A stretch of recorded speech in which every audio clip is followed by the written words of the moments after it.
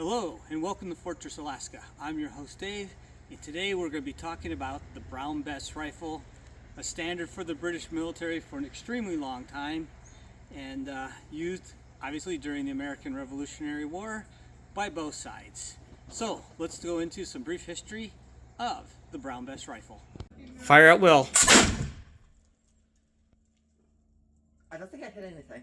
That was awesome. Okay, so the first thing you're going to notice about the Brown Bess rifle is it's long, it's heavy, and it's not known to be accurate. And the reason why it's inaccurate is it has a 75 caliber bore, but you use a paper patched 69 caliber ball and no rifling.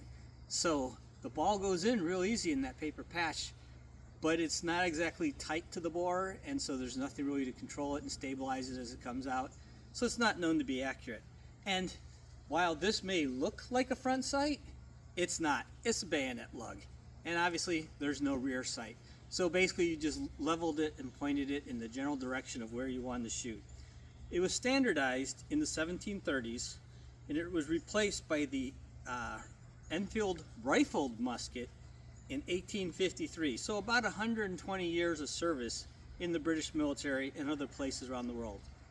It is a flintlock, and the flint lasts about 20 shots. And depending on the variant that you have, it can weigh anywhere from 9 to 11 pounds.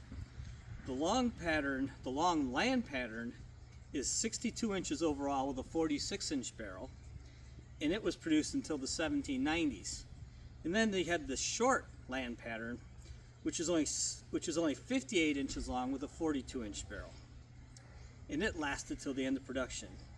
And there were at least 3 other variants and probably many more sub-variants.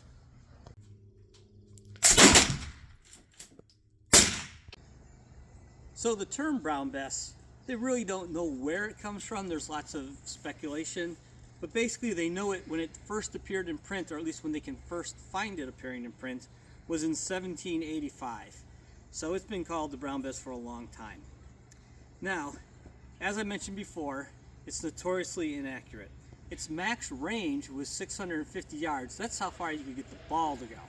That's not how far you could hit something. You were lucky to hit something at 80 yards. Okay, so just at 200 yards, you have to aim 5.5 feet above the target. Remember, you haven't got a front sight, you haven't got a rear sight, so to aim 5.5 feet above a target 200 yards away, you're not going to hit it. It's not really meant for an individual marksman. This is not a sniper's weapon. This is not for one man to shoot and try to pick off people like you see in the movies. This is meant for volley fire, where you have rows of people in 2 rows standing there lobbing volleys at the enemy. And that's part of the reason why the barrel is so long, so you don't blow off the head of the guy in front of you. You're literally laying it across his shoulder with the barrel past his head so that the muzzle blast doesn't get him.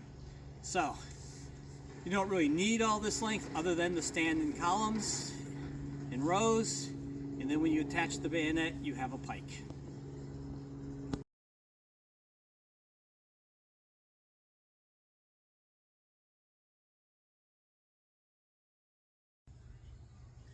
In concept, a trained soldier could get 3 rounds off per minute. Now remember, they load from a paper cartridge. This isn't, once again, like the movies where you have a powder horn and you're dropping that, having a ball come out of a pouch. No, they had a paper cartridge, which I've shown in other videos on how to make, so you can find those. But yeah, you just carry paper cartridges. And in reality, after about 4 or 5 shots, it gets hard to load, as I have learned. And so I don't think they did a lot of firing before they went to bayonets, simply because the bore fouls real quick, and it doesn't take long before it's hard to ram a ball down that bore. Plus, when you're only 50 yards from the enemy, at some point people are going to start charging. Now, in its life, the Brown Bess was used by over a dozen different nations and armies to fight, which, you know, is quite a lot, but it was around for 120 years. But it has been used in more wars and conflicts than I cared to count. The list was enormous. Think of the British Empire for 120 years using a Brown Bess musket. There were more wars, battles, and conflicts than I wanted to count up. Anyways, so that's just some more information on the Brown Bess rifle.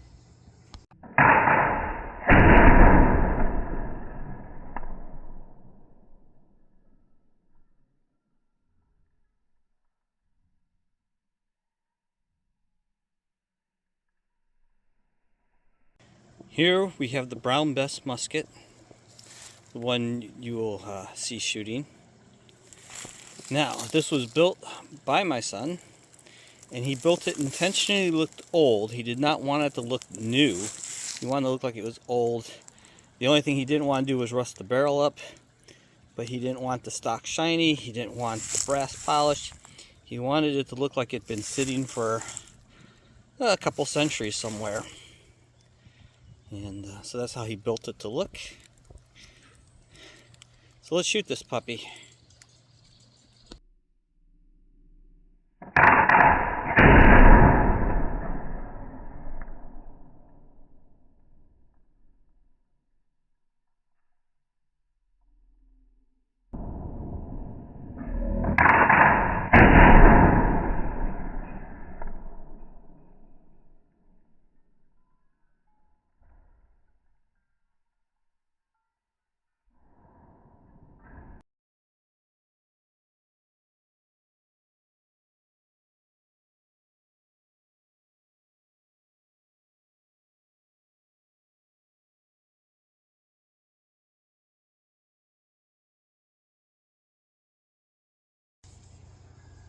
So, as you saw in the firing, it is really difficult to keep your head down when you get that first flash of light.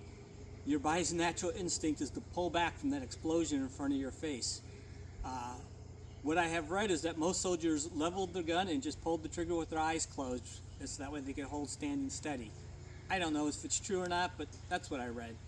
Anyways, it does make it difficult. You've seen the video. I imagine with practice, I or my son will be able to hold this and get through that flash coming in your face, but it does set you back when you get that big explosion in front of your face. So once again, this was Fortress Alaska. I'm your host, Dave. Like and subscribe, do all the algorithm stuff. Make sure you leave a comment, ask questions, and as always, have a good day and get out shooting.